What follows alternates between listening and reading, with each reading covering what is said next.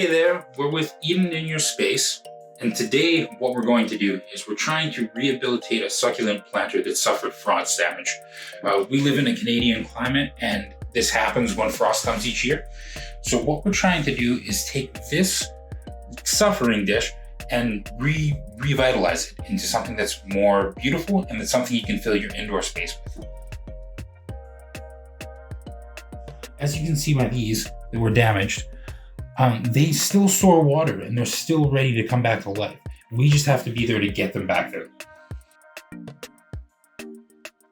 You can always propagate new succulents from the leaves, so you never want to throw these away. So we're just taking them away, the ones that are still viable, so full of water, fully healthy. This is a perfect example right here. It will develop roots out of the end with sufficient sunlight and with sufficient water. You can mist them once a day and you can start to grow succulents of your own.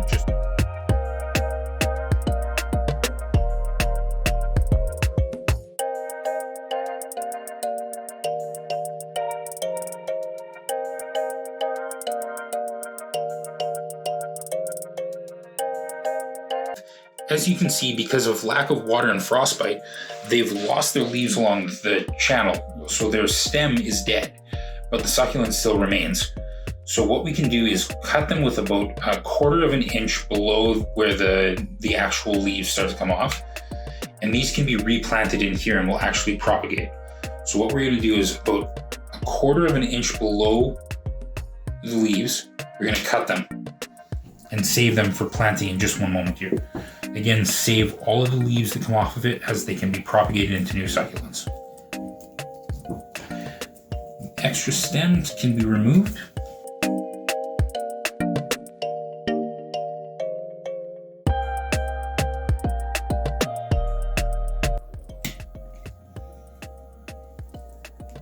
As you go along.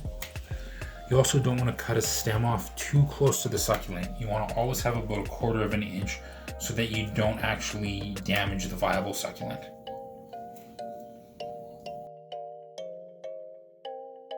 As you can see here, there are very large drainage holes in the bottom of this. I like to put a piece of mesh over top of it or a steel screen to prevent soil from falling through, but the drainage is very much necessary for the succulents. A succulent is basically born out of a desert environment where they get very rare rainfall, which is stored in the leaves, and lack of water for a very long amount of time. So if you overwater a succulent, you'll start to notice translucent leaves that sog, and we're trying to avoid that at all costs because it's very damaging to the succulent. So our next step is basically to lay out all of the succulents in a way that we want them to be planted. We're trying to get an idea so we can visualize where we're actually placing the succulents, as well as the rocks and other accent pieces before we begin. So this is where we'll start. We're trying to create a focus point off of this taller succulent that will have everyone else balanced off of it.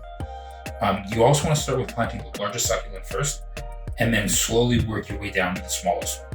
It allows you to fill in the gaps between the soil and make sure that the root ball of each succulent is actually taken care of. For our largest right here, it needs to be removed from its potting soil in the nursery containment bay.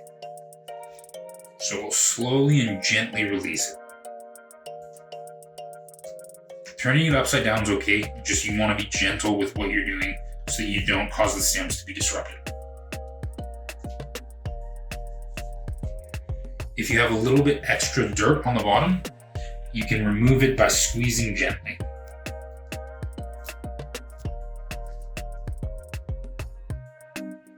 Here. Just make sure that you don't remove enough soil so that you can actually cause the stems to be disrupted and not point upright.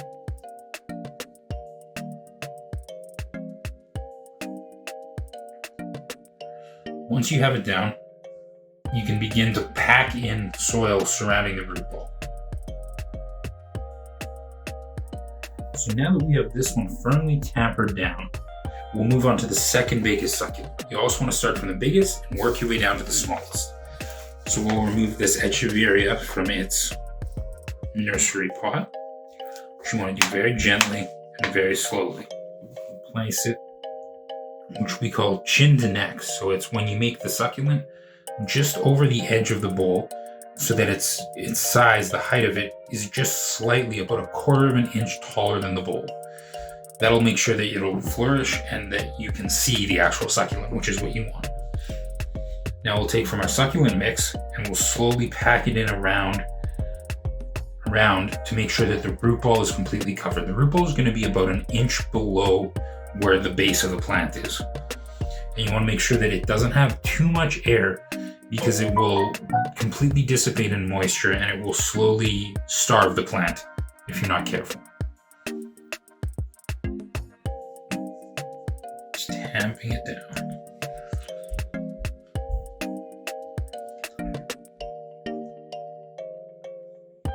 Don't worry about getting any dirt on the leaves. We'll use a brush to get rid of that after. Okay, now we can move on to the next one.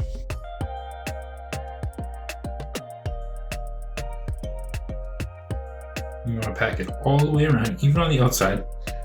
You always want to leave a little bit of space right below the neck of the basin so that when you water, there's not a mess. Because if you pack it right up to the edge of the basin, when you water, the water will spill over and you'll have dirt to clean up every single time. Now that we have it to here, we can start placing our accent rocks before we place the small succulents, because we want to know where they're going to be before you move forward.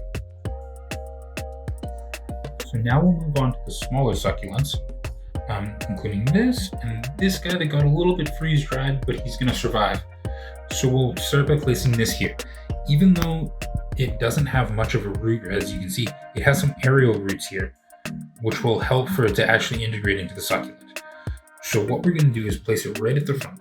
So chin to neck, as we said, with it just overlooking the outside. So we're going to have to add a little bit of soil for it to be at the correct height. It's always okay to add soil on the base before you plant a plant. You don't just dig a hole. You have to actually place it so that they're at the same level. So using our soil mix here, we've planted it there. Now we'll start to insert those roots so that they're entirely underneath the ground. Let's try this.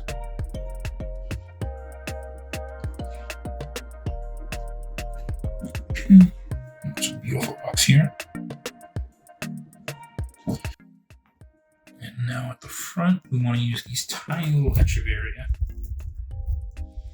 which are covered in roots, as you can see. So they're very healthy despite the frostbite. I'm going to take off the dry and excess leaves before you plant them.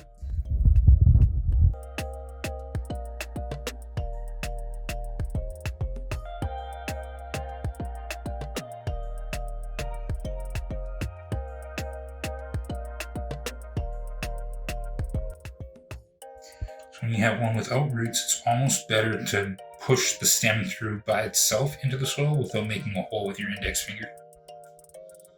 It allows it to be completely covered with soil without you having to actually tamp it in on the outside, because you want to be very gentle with those pieces. Okay. We have some of those pieces of rock to be placed.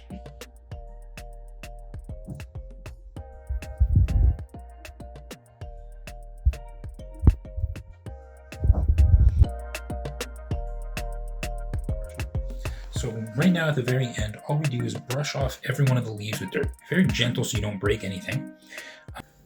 As you go around slowly, each piece of this can be removed slowly. And it'll basically allow your succulent to get the most of the light that it receives. Should I lift it up? So once it's finished, you should have an absolutely beautiful panorama with your succulents, with your accent rocks, with everything from which to begin, which will grow within your space and beautify it. This is our Eden in your space.